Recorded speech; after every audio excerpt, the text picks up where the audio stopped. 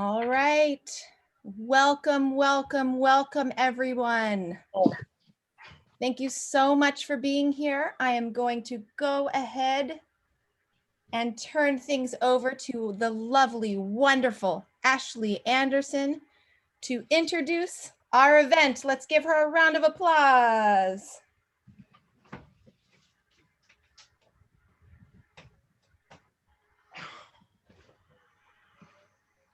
One moment, Ashley, we're going to go ahead and unmute you. Give us just a second.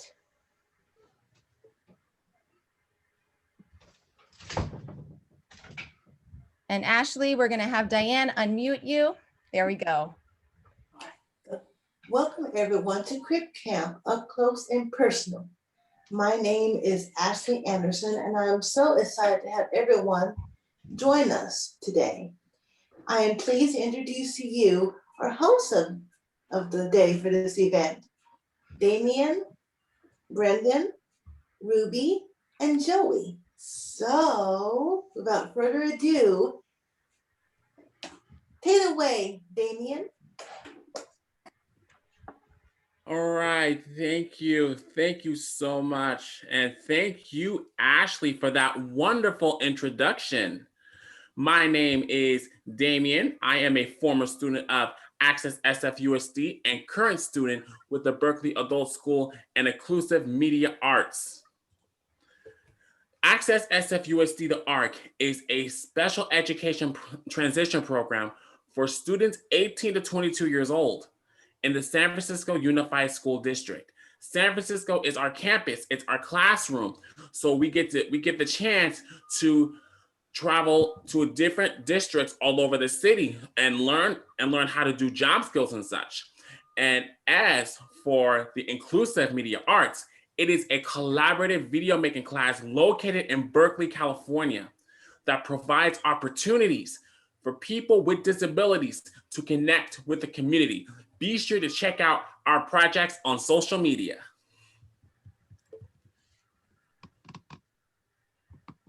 All right. Hi, my name is Brendan, and I am a student with Berkeley Adult School and Inclusive Media Arts. Today, we got our teachers, Heidi, Ashley, and Jen facilitating the event, Bailey monitoring the chat, and Lyndon will be facilitating participant questions. My name is Ruby, and I am from AccessSFUSD, the ARC. We are going to keep everyone muted, but if you have a question, be sure to put it in the chat. We're so excited to be joined by the directors of the Academy Award-nominated Crip Camp and two of the activists from the 504 sit-ins.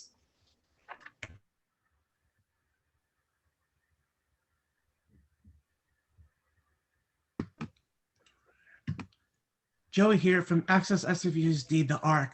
Who's excited for our panel? Woo-hoo! On our panel today, we have director Jim LeBrecht and Nicole Newnham. Jim, can we call you Jim, right? Jim has over 35 years of experience as a film and theater sound designer, author, and disability rights activist. Nicole is an amazing award-winning producer and director. Jim has worked on 3 Nicole's films for the course of 15 years, and they both live right here in Oakland. Hi, neighbors. Hi. Hi, Joey. I had my mic muted, so yes, please call me Jim. Thank you, will do.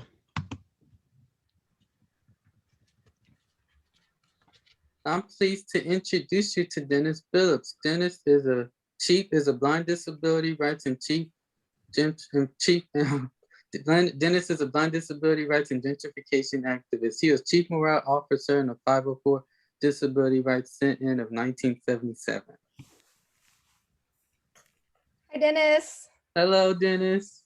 How you doing? Great to hear you. Thank you. Thank you so much. You're welcome.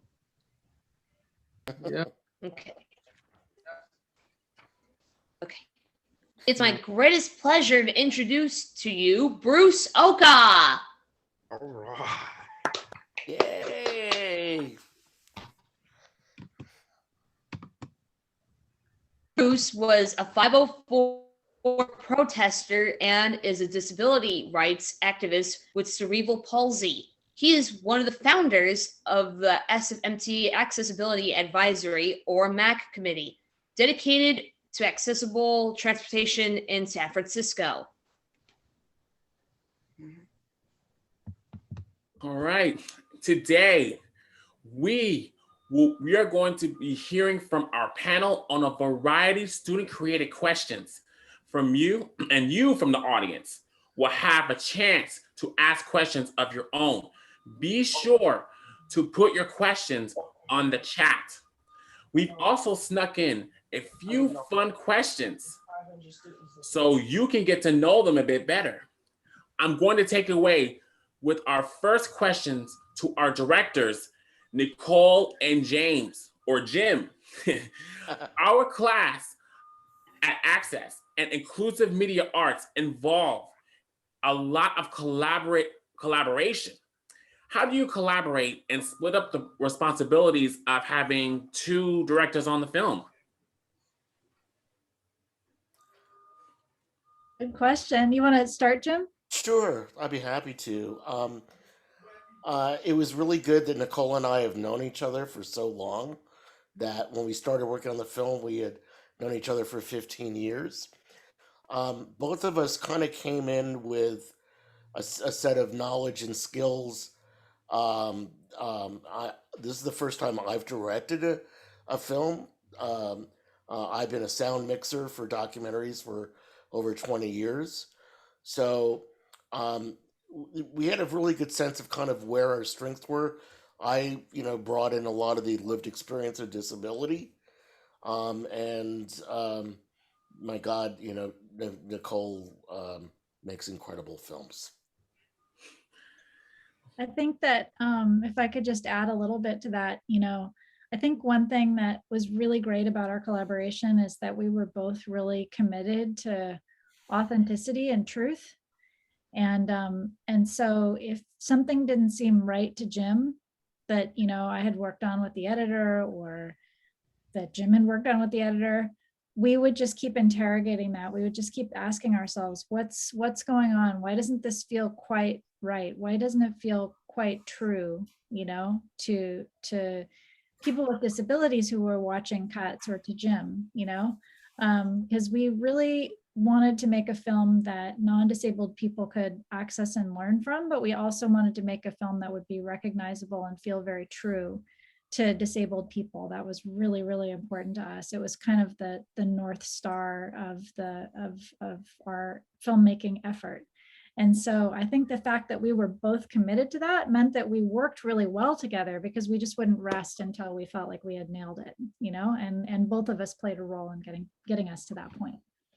Wow, thank you so much.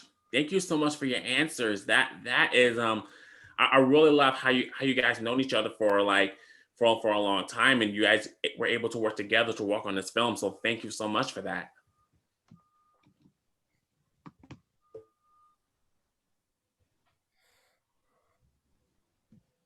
Thank you. This next question is for James. James, you attend Camp Jen and made a lot of friends who you still are in touch with today. Socialization and friendships are really important to us. Do you have any tips on how you made those friends, and how did you manage to keep in touch after all these years without social media?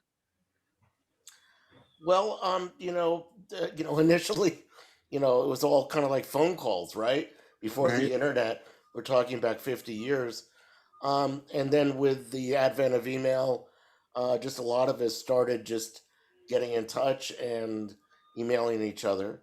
So I've stayed friends with Judy Human over the years, and Lionel and I hadn't talked for a while, but I had seen him a number of years before. We started the work on the film. We had a little camp reunion here at my house, gosh, probably about 10 years ago now. And there's a bunch of folks that live here in the Bay Area. So, we would bump into each other and talk. But, we have this common experience, this incredible experience of this camp, which really just kind of tethers us all together. That was a nice, interesting answer. I appreciate it, and it really inspired me and a lot of people. I appreciate that. That was a good answer. Thank you. You're welcome. Okay. Thank you so much. Our next question is for Dennis. You were the chief morale officer during the sit-ins. That is such a cool title. I love cheering at the Special Olympics for my classmates. Who gave you the title of the chief morale officer, and what is one of your favorite chants or songs that you use to keep people's spirits up? Well, thank you for inviting me and looking in my direction. I certainly do appreciate it. To answer your question, you're going to laugh at kind of this one, but I kind of made it up because I went to 504, and sometimes when I was talking to people and chanting and doing things, I never went to.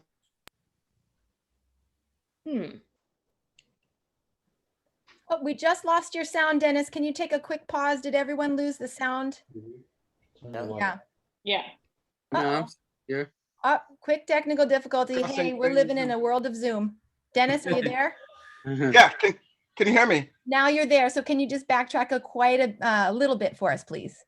Okay. Give yourself this title. Yes. Okay, yes. keep going on that. All right, I gave myself this title because there were times in the building when I was demonstrating, I didn't get any sleep. And so I was working very hard at making sure everybody had a high vibration. Yes. That's a good question. Yeah. The other thing is one of my favorite chants is, well, I have a whole bunch of them, but one of them is Hold On. And that was one of my favorite chants because everybody knew that one and they all sang with that chant. Wow, there's so many. Yeah, there are. Would you be willing to give us a little taste of that, Dennis, so we could hear it here? Sure. If you want to do it now or do it later, it doesn't matter, so. Yeah, let's go for it now. Okay. Let's do it now. Hold on, hold on. The wheels are a-turning, the lights are whirling. We gotta keep chugging along. Hold on, hold on. Gotta rise above it. You gotta keep above it. The wheels keep moving on. Hold on, hold on. Victory is here. We gotta have a cheer. We just keep moving along. That's wonderful. That was wonderful. Thank you, Dennis. Take it away, Thank Joey. you. Thanks. I can Thank see you. Thanks. I can see you made the time to go by with all that encouragement, Dennis. Amazing job. Our next question is for Bruce Oka. Bruce, we know that you were one of the people who was allowed in and out privileges at the federal building. Why did some people have the permission to leave the federal building and come back while some had to remain inside for all 28 days? Bruce, you can go ahead and unmute. Mm-hmm. Did you hear me? Yeah, I heard you talk. I'm just making sure that you're still unmuted. Okay, can everybody hear me now? Yes. Yes, we can. Yes. Okay, the question was, how come I had in and out privileges while others had to stay in the building? Yes. Because at that time, the Okay, thank you. I was part of Governor Jerry. I was on development disabilities. So he and I were in constant touch. And the thing is, I was his official representative to the sit-in. And so the guards knew who I was. A few of them tried to keep me from leaving and coming back in. But it was really a time where all of us had the unanimous support of all the media in the Bay Area and throughout the United States. Because you have to understand that this whole demonstration started with, I think, 6 or 7 places besides us doing the demonstration, and everybody else got scared off or booted out but us. And the reason was that we decided to sit in after 5 o'clock, actually, really. I mean, I may be wrong on that, but I think it was a good idea to do what we did the way we did it. And thanks to Judy's assertiveness and Kitty's advocacy, we pulled this off. And Dennis, you were an educator.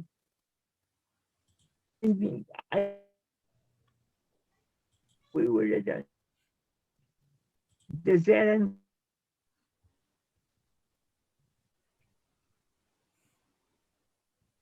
Thank you so much, Bruce. You were cutting out just a little bit, but we heard most of that. Thank you for your insight, and it's amazing to hear it straight from you. Thank you, Bruce. All right. Thank you, Bruce. Thank you so much, Bruce. Next question.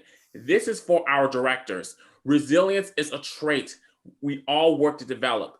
Did you encounter any obstacles when working on this film? If so, what did you do to be resilient and work through them? You want to start, Nicole? Sure. You know, it was very interesting for Jim and I to head into the world of trying to get an independent film made about this topic, which too many people didn't know about and hadn't heard of.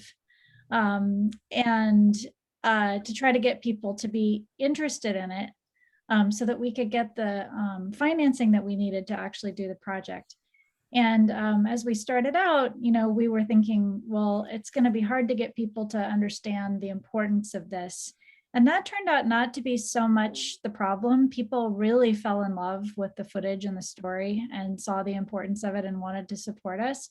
What was the problem was the ableism that we faced everywhere we went, because there had not been disabled documentary directors in a lot of the rooms and places that we needed to go to in order to try to meet the people who might give us the money that we needed to make the film, you know what I mean?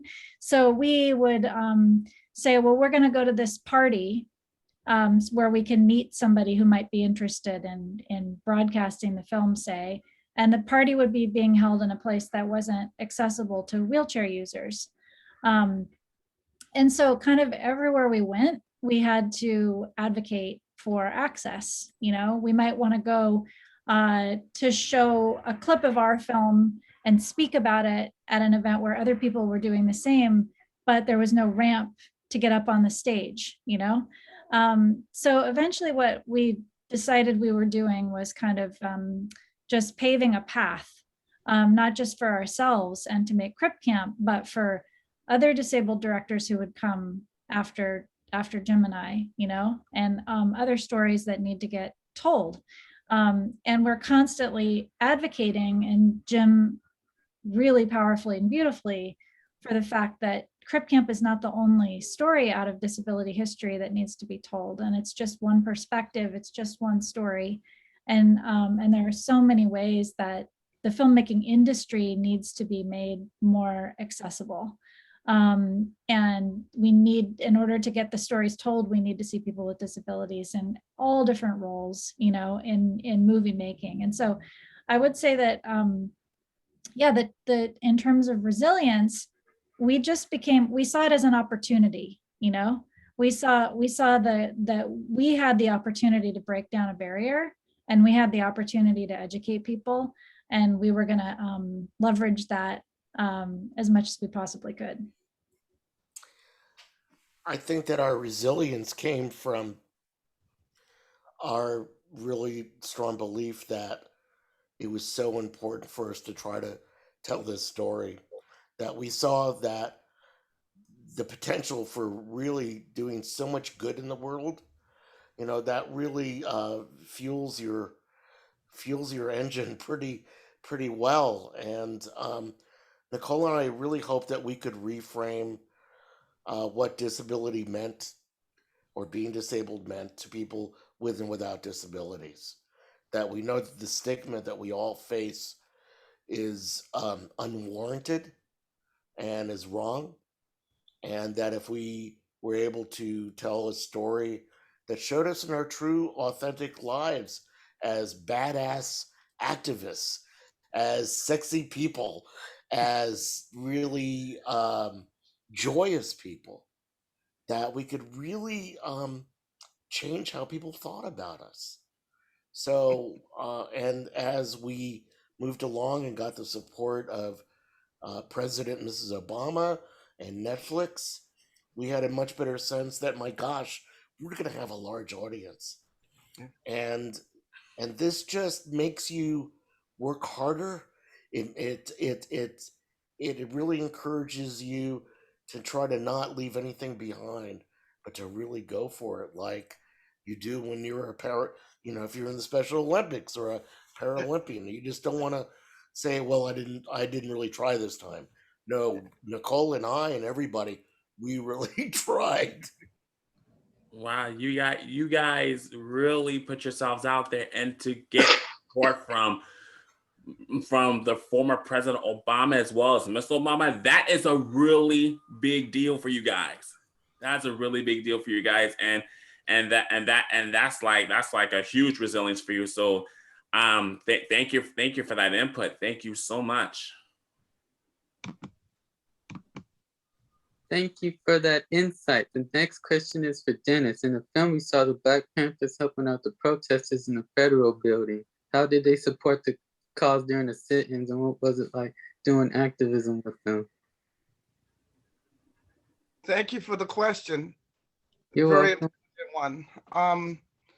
They were quite helpful. And first of all, let me say, in their behalf, I felt so honored just to be there with their name, their history, their dedication to help people of all ages and all races.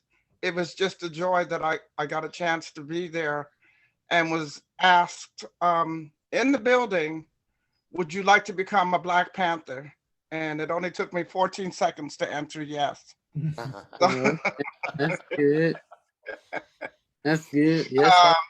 They were really helpful. They brought food and blankets. They brought enthusiasm, negotiating tactics.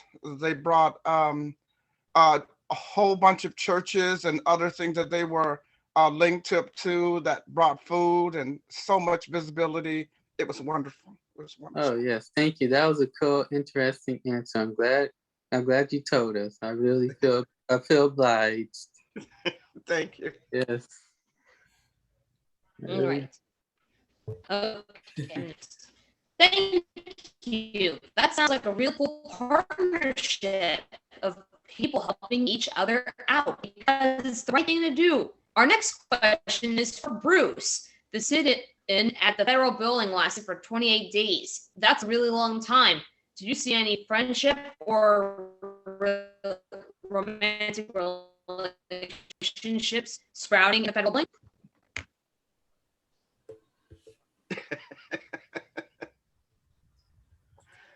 Bruce, you can go ahead and unmute. And just in case, I know Ruby might have been stalling a little bit. So did you see any friendships or romantic relationships sprouting in the federal building over those 28 days? Good question. Thank you for whoever submitted that. And the answer to that is yes, because there's been a nothing to do to get to know each other and what each other were doing and how. I asked that question about, are you here? What's important about this? And, you know, most make accessible to all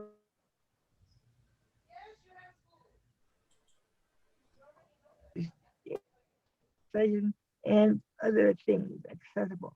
So I saw people, and some people really started their families. A lot of us just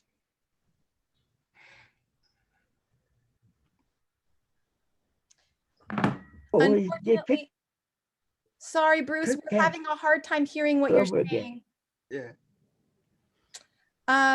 Is there any chance that Daniel Ryan could help type a bit of your answer in the chat for us?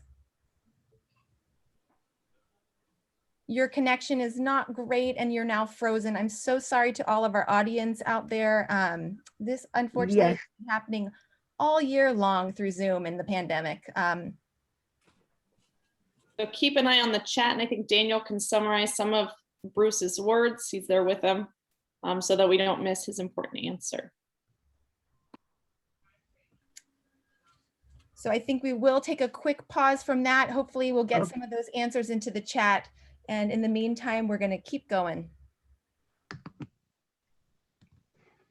Thanks, Bruce, for a wonderful answer. Dennis, this next one's for you. It's been a year since we all have been isolated from COVID. We really could have used someone like you to keep our morals boosted. Can you whip us up a quick little chant to help get us through this last stretch of COVID? What a great answer. Let me see. Let me see.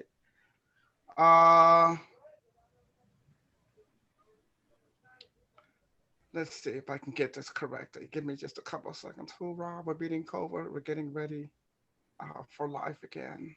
Yeah, okay. Hooray, we're getting ready. We're getting ready for life again. Hooray, we're getting ready. Life is about to begin again. We beaten COVID. We beaten COVID. Hey, hey, getting away. Life is about to get better. Victory is on the way and life is getting better. We beaten COVID. We beat COVID. We beat COVID. We beat COVID. One more time. We beat COVID. We beat COVID. Yes, we are. Hey, yeah, that's about how you like that. That was amazing. I love it. I really appreciate your time. Thank you so much. Dennis Billups. Good. I like my day. Yes, always. All right, thanks, Dennis. I'm feeling very inspired. Our next question is going to start with Nicole, and then Nicole, you can have one other panelist to respond as well. My favorite scene was when Judy Heumann was standing up for what she believed in and took it all the way to the White House. I love that it helped make a difference and showed that people with disabilities should not be treated differently. Being disabled is not bad. It's not so bad. We truly are unique and special in our own ways. Nicole, what was your favorite scene in the movie? That is a hard question because there's so many scenes I love in the movie, but I think for me, one of the most beautiful scenes is when this young woman, Nancy Rosenblum, is speaking, when everybody's gathered around a table at the camp. And Nancy has disability affected speech, and so not everybody can understand her immediately, but everybody really listens. They're really patient. They really want to know what she has to say. The camera people keep the microphone near her. And when she finishes, everybody figures out collaboratively together how they're going to translate so everyone can understand what Nancy had to say. And what she has to say is super powerful. You know, she talks about the importance of the right to privacy. And it's one of the most profound moments in the film. And what I love about it is that feeling of community that was created at the camp, and the sense that everybody recognized that even though they had different disabilities and different individual issues that they were dealing with, everybody had a common experience of oppression.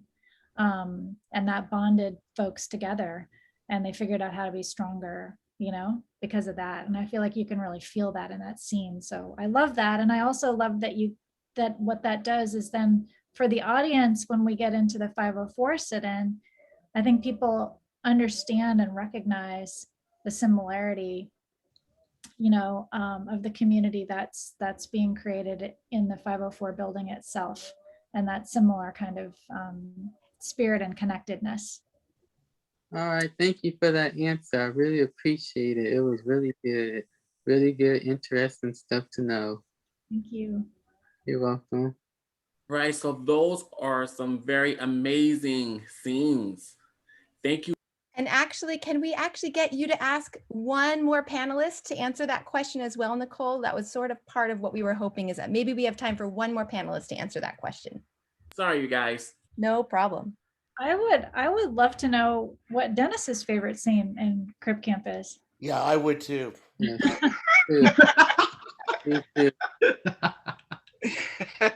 It would ask a blind person, right?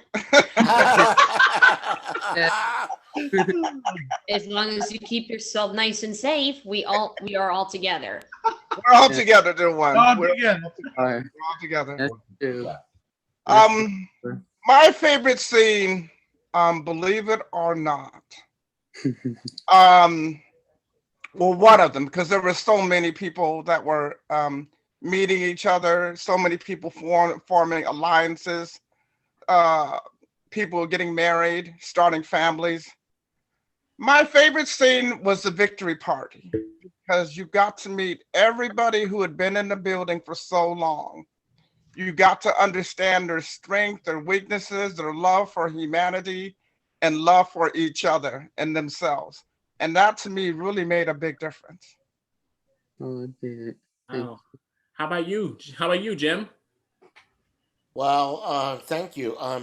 Like everybody else, there's so many wonderful moments in this film that are very meaningful to me. I would say that, I guess, Judy speaking at this ad hoc congressional meeting during the 504 sit-in, where she confronts the guy from Health, Education, and Welfare, saying, "I wish you would stop shaking your head because I don't think you understand what we're talking about." For me, that is really, I think that's become a rather, for those who've seen it before, a pretty important moment of really getting in people's faces and saying, we're not going to take this crap anymore. And I love that. And I love the fact that Judy had pearls on. She had a nice necklace of pearls. It's like... She looked stunning. She looked stunning. She does to this day, Dennis. I got to tell you, you know, Nicole and I were just on something with her when I think it was on Sunday, and I want to drink out of her faucet because she looks fantastic. There's got to be something in the water there. I agree. I really want to thank you for just so much stuff. And I know I'm cutting in a little bit, but I just got to keep, every time I think about you and Nicole and all of us, when I'm doing, my eyes cry because we move society, and Yeah. and these next generation come up, which is you guys that we're talking to, are going to be so much better than we are. They're going to be leaders, and that's going to be so wonderful. Well, I don't think any of us don't appreciate and are very, very grateful for you and Bruce, Kitty Cohen, Judy Human, and the just all of the people that put their lives on the line for us so that we could all have a better life. Change the So world. God bless you. Thank you, and thank you. Thumbs up. 2 thumbs up, Siskel and Ebert. Yeah. Take it away, DeMian. All right. Those are some really amazing scenes. Thank you so much to everyone on our panel. It is such a pleasure to hear from all of you. Now it's time for some questions from our audiences. Lyndon, do we have a question from the panel? We have several questions. People have been putting some great questions into the chat. So our first question is going to come from Austin, and I believe we're going to spotlight him to share his question. All right. All right, you're on mute, Austin. So whenever you're ready. Hello. Thank you to everyone for being here. I'm loving this Q&A. I have a question for our directors, Nicole and Jim, and anyone can take this first, but I'm wondering how Jim's experience in sound design and sound mixing lent itself to kind of a unique perspective as a director. Maybe Nicole, you can share a story about how his perspective may have differed from yours because of his relationship to sound. Yeah, curious how that manifested as a director. It was really cool. It was really fun. I mean, for me, the most fun part of working on any film is always going to Jim's studio and doing the sound mix. It's like it's a treat because you've been working on this thing for so long, and then you just get to go into this space, this creative space with Jim where you get to play and make things sound so much better, and then that makes the film so much more immersive. You know, Jim has a way of thinking about sound where you really are bringing people into a world, and it's believable, and even if it's at a subconscious level, it makes the film so much more powerful. And that's so fun to see that happen to your films that you've been working on for so long. And so with Crip Camp, Jim was able to think about those things from the very beginning of the film, you know, even as we were thinking about the story. So the whole time we were working on the film, Jim and his sound team were collecting like antique wheelchairs from the 1970s. Antique sounds a little too old, but vintage wheelchairs from the 1970s, you know, manual chairs, early power chairs, the kinds of chairs that actually were being used at the time. Because, you know, guess what? It turns out that people didn't do a very good job of recording the sounds of wheelchairs or spotlighting that in older media, because I don't think people really cared about what the sound was of a wheelchair going up a wooden ramp, for instance. But Jim has this incredible attention to the detail of how the world sounds. And so he was thinking about remembering the actual sound of this particular type of wheelchair going up this particular type of wooden ramp at the cabin, you know, at Camp Jened, and things like that. And then so I think that, you know, we were able to build an environment that was understood from the wheelchair user's point of view. And you could hear all of that coming to life, you know, sort of for the first time. I've never heard it in any other film. Oh. And then when we get to Berkeley and everybody's starting to get power chairs because of the Center for Independent Living, all of a sudden we're in that room and Jim and his team create the sound of all of these power chairs, you know, zooming this way and that way. And it gives you this visceral sense of like how things changed, of that feeling of kind of like liberation and freedom that people got when they got into a power chair. And that was really amazing too. So I would say, you know, another thing is just like Jim's heightened memory of Camp Jened and what it was like. You know, he was able to come up with really beautiful ways to kind of heighten almost the romantic feeling of thinking back to like your camp days when you fell in love with your girlfriend for the first time, you know, and bring that kind of romantic feeling to life. And Jim and I have a little joke about this one frog that he put in the scene when you're kind of flying over Camp Jeanette at the end of the film and going back in time. Everybody's kind of taking a journey back to remember what camp was like.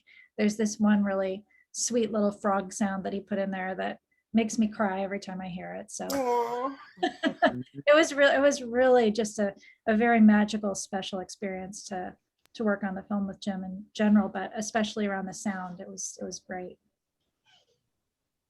Thank you, Nicole. Thank you so much. That is really great question, you guys. A really great question. Do we have time for one more question from the audience? We do. Lyndon is just gathering it up. Here we are. I think we had a couple of questions along this line. So we had Regina Marie asked, how do we promote more people with disabilities in film? And then I think Anthony had a similar question. And if we can spotlight him, then he can ask his question as well, which I think is along the same lines. Thank you for that answer. I'll let her go first.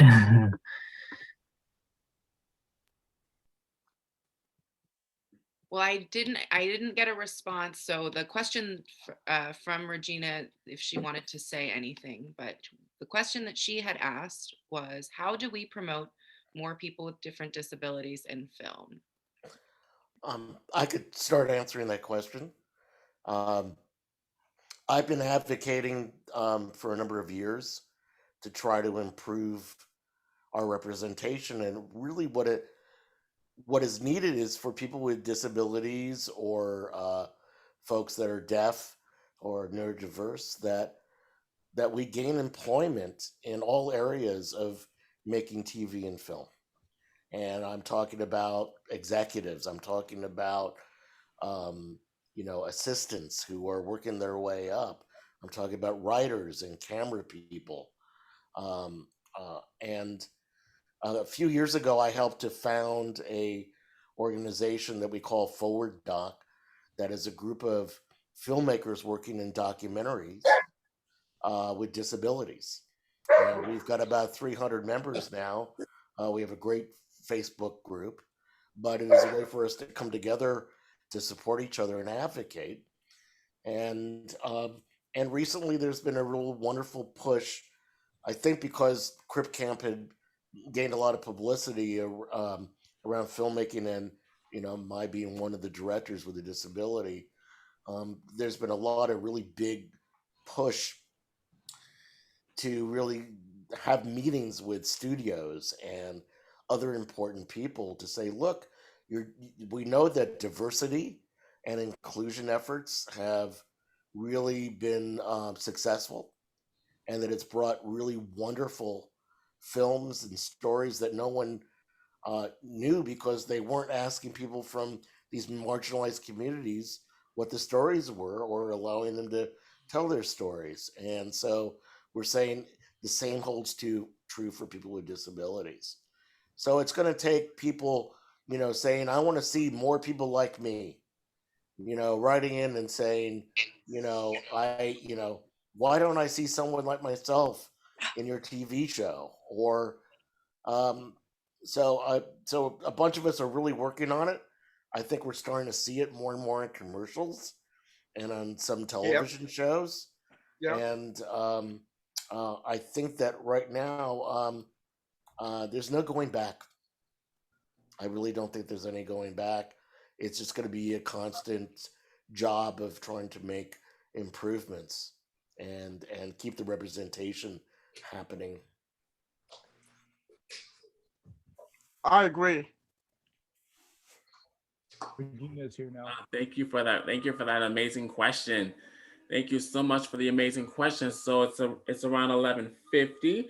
We're going to do one more audience question. I think we have time to. Yeah, so it's 11:50, but we're going to do one more question, and then we're going to get to the fun part. Yes, the lightning round. All right, so Okay, we had a great question from Stephanie. Stephanie Wilkes, would you be willing to be spotlit so that you can ask your question? Or I can read it if you would prefer. Hello. Mm-hmm. You open this door? Yeah, all right, and what is your question? This is Regina. I can be heard. Sorry. You opened it? No, it opened by itself. Is it me or Regina, Lyndon? I think that we just answered Regina's question. Regina, did you have anything to follow Oh, up okay. with? I'm sorry. The chat is really difficult if you're blind. I know, Sorry. it's all over the place. Was there any other questions that you'd like to ask Regina? Did they address your question? Let's go to Stephanie. Okay. I forget how I phrased it. Sorry. I think I was really struck by the amount of historical footage in the film across so many different time periods and presumably formats. And I wondered, it was so beautifully integrated. If you could comment on the work of doing that, finding it, just anything you wanted to say about how you went about that.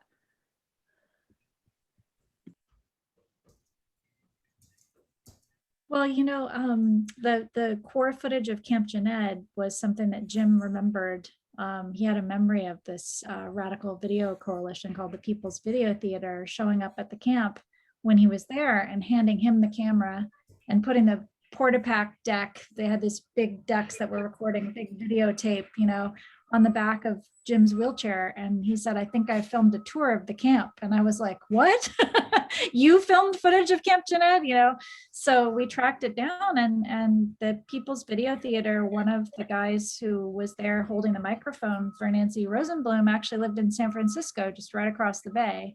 And so, lo and behold, they had 5.5 hours of videotape, most of which they hadn't seen since they shot it. And they were willing to let us collaborate with them on getting it transferred, and then gave us, the ability to use it in the film, which was just, so incredible, like this magical time capsule, being able to actually go back. And we didn't know when we sat down to watch it if Judy Heumann would be in there, but there she is wrangling the lasagna dinner, we didn't know if Larry, the camp director, would be there, but there he was. So that was really foundational, because it gave us the ability to bring everyone who watches the film back to Camp Jened. But then, Jim had this theory, which was our working, the theory that became the film, which was that there was a link between the profound experience of freedom that people had and the community that was created at Camp Jened and the movement that came later. And that we had to find in footage. So we sort of thought of the film as like, we've created this beautiful bubble of a utopian community where people are treated equally at Camp Jened. And then we see how those people go out into the world, and we see that through mostly news archival footage, which we had to find from, with the help of some archival researchers, and lots of digging and looking. And some, we didn't know, for instance, that as many people from Camp Jened were at these protests, as we then discovered in the footage. And sometimes we were sending footage of somebody like Denise and Neil from Camp Jened and saying, was this you at this Washington, D.C. protest? And they'd say, no, we didn't go to Washington, D.C. for a protest. And we'd say, well, look at this footage. And they go, oh my God, there we were. So it was sort of like history revealing itself, and things like, sometimes it was like our prayers would get answered. We'd be thinking to ourselves, well, how are we going to get across the idea that people have visible and invisible disabilities? And then we would find a piece of footage of Dennis saying, we have to bring everybody together, including people with invisible disabilities. And, that would solve our problem. And we'd say, oh my God, thank you, Dennis, for articulating, exactly what disability community is. But in this old piece of footage that we only found on some tape that was in a box in the basement of a library, that took us 2 years to access. So it was a really a long and journey that required a lot of patience, but we were constantly rewarded by just like incredible incredible things that nobody had really ever pieced together because, they didn't have the resources and time that we were able to marshal, to do it. So we felt really lucky, and we felt like we were hopefully, bringing that footage out into the world so that other people can do other things with it in the future too. All right, thank you so much, you guys. Thank you. Now, it's time that we've been waiting for. It's time that we all been waiting for. It's time for the lightning round. Now we are going to be asking you a series of questions, and we will love a quick one-word or sentence answer from each of you. Okay, now we've got a lot of public transportation lovers in the audience, and many members of the SFMTA Accessibility Advisory Committee, including myself. What is your favorite transportation system or line, and where is it? Remember, this is a lightning round, so it's going to go quick. So it could be anywhere, anywhere in the United States, not just here in the Bay Area. So I'm going to start off with Jim. What is your favorite transportation system? Oh, BART. Love BART. BART. All right, Nicole. Anywhere. Sorry, did you say anywhere? Anywhere. Okay, Anywhere. I like the Paris Metro. The Paris Metro. All right, Dennis. Well, that's a good one. I do love BART, but I also like paratransit as well. That can pick you up almost anywhere in the country from different locations and take you anywhere. So that's one of my lines that I use. And Bruce.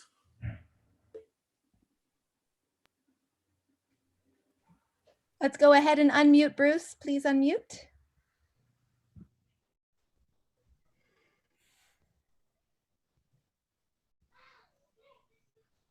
Oh, Bruce, you're on mute. You're on mute. Daniel, if you can just keep Bruce's microphone on for this portion, that'd be great. And anyone in the audience, feel free to put your favorite answers into the chat as well. I'm seeing a lot of. So what? Okay. I've been on every transportation system in the country, and the one I love the best is the Chicago transit system. Oh, Chicago CTA.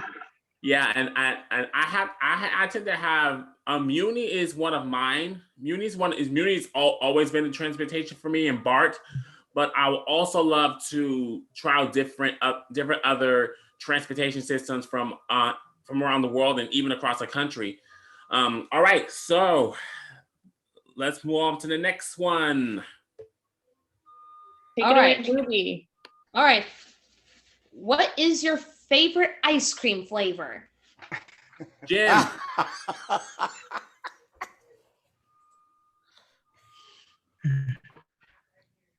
I'll jump in. If they still make it, Double Rainbow's chocolate, or is it like dark chocolate or whatever? Oh my gosh.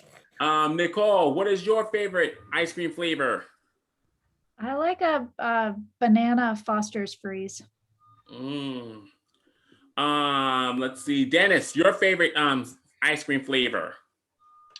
Neapolitan. I like those. Neapolitan. And Bruce, what is your favorite ice cream? Vanilla. I also love strawberry.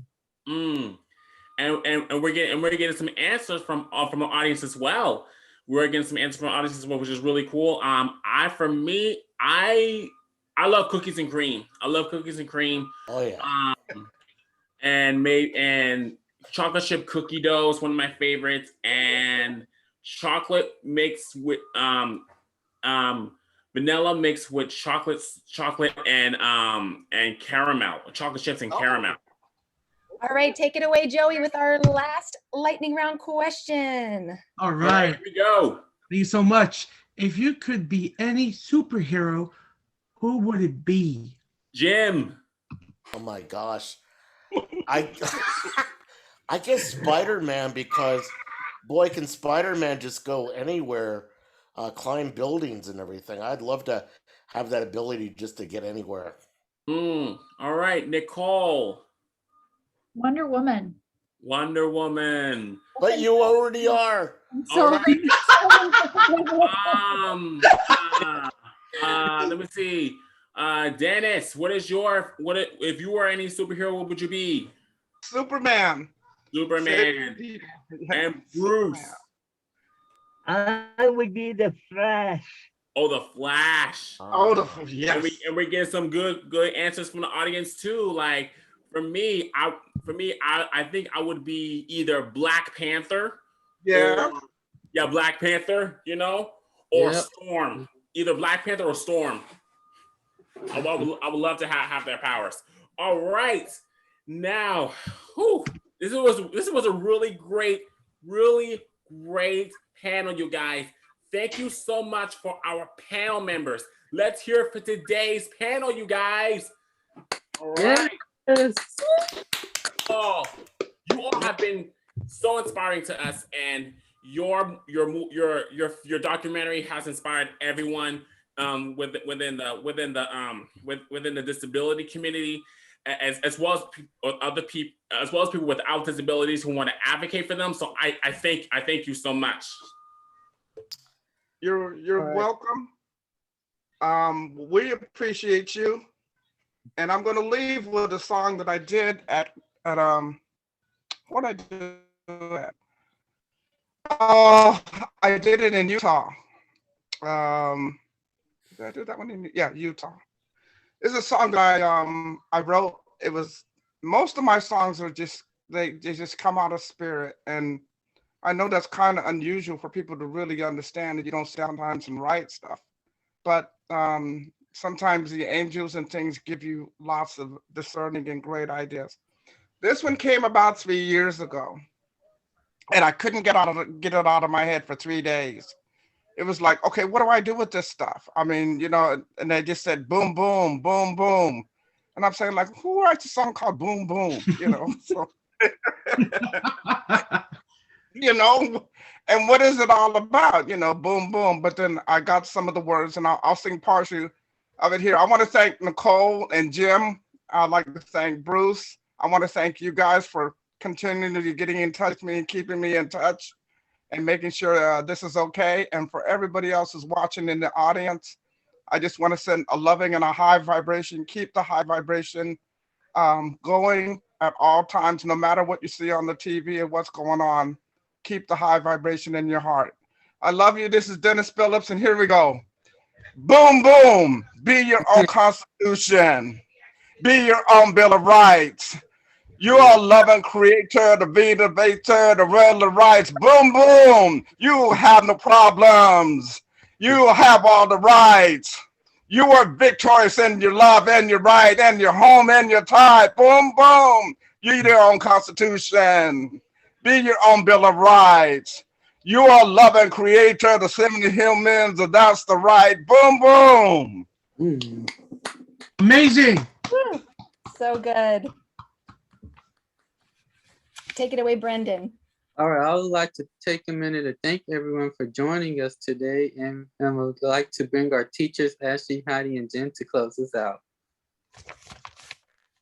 Thank you, Brendan, and thank you so much, Dennis. And I want to just give a special shout out to our student hosts, to Brendan, DeMian, and Joey, who's put in hours of rehearsal and picking out and curating these amazing questions. I also want to give a shout out to Lyndon for accepting our audience questions today, for Bailey for helping to monitor our chat, and of course to Ashley and Heidi for putting in hours of time to plan this really, really incredible panel. And such a special opportunity to hear from all of these, just such a powerful group of people. So thank you to all of our staff and students who helped put this event together. Thank you so much, Jen. Heidi from AccessSFUSD, I want to say thank you so much to all our panelists and taking the time to come and share your stories with us today. It feels really special to have this really nice conversation with you all. It was really awesome when Ashley and I reached out, Jim and Nicole, to your people, and you guys were like, yeah, we both want to do it. So many times schools and programs have to kind of beg to get people involved. And we are so grateful for your enthusiasm and willingness to be here and to share with our great community. And Dennis, hearing your songs today, and Bruce, I've known you for years, but it was a privilege to have you guys all in the same Zoom room. And was really grateful for this experience. And I hope people that missed it today, we will make sure to post it so that everyone can see and hear your favorite ice cream flavors and all the other really great anecdotes from the film and your experiences. Thank you. And this is Ashley from Inclusive Media Arts at the Berkeley Adult School. Thank you again, everyone. Thank you to our amazing audience. At one point we had 170, maybe plus people here, so that was huge. Thank you to each and every one of you for being a part of this event. Students, friends, family, teachers, educators, programs. It would not have been the same without you. Also, a very special thank you to Lisa and Susie for interpreting the event with us today. We are, as a class, making a big video ourselves. We're calling it the 504 Crip Camp Impact Video, and we will be posting that on our social media. So please stay tuned for that. We're hoping maybe we can get a cameo from some of our panelists on that project. And we want to celebrate the success of this event. So if you want, keep your cameras on, click over to gallery mode, and we're going to dance it out to one final song from the film. So if you're interested, please join us for a few minutes of dancing and moving just to celebrate this wonderful event. And thank you again, everyone, for being here today. Thanks for inviting us. This is a blast. Yay, we had so much fun with you. Thank you. I'm going to allow people to unmute. All right, get on to gallery view. I'm going to get my song queued up. You'll recognize it from the film. Always. Oh, volume up. There's something happening here. What it is ain't exactly clear. There's a man with a gun over there, telling me I got to beware. I think it's time we stop. Children, what's that sound? Everybody look what's going down.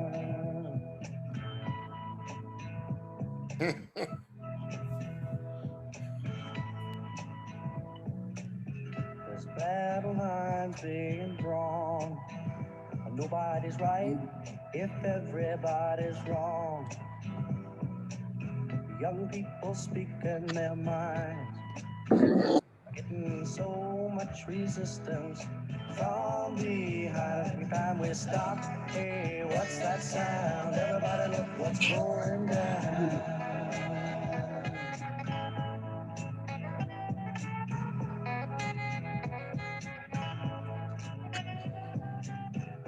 What a field day for the heat.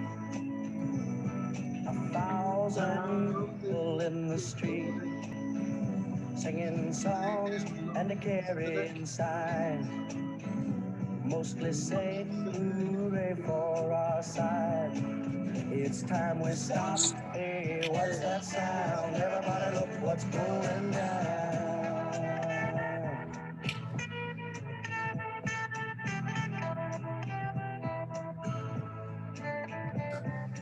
Paranoia strikes deep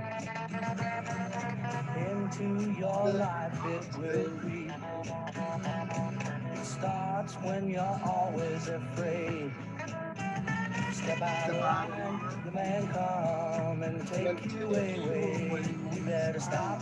Hey, what's that sound? Everybody look what's going. We better stop. Hey, what's that sound? Everybody look what's going. We better stop. Now, what's that sound? Everybody look what's going. What's going on? What's that sound?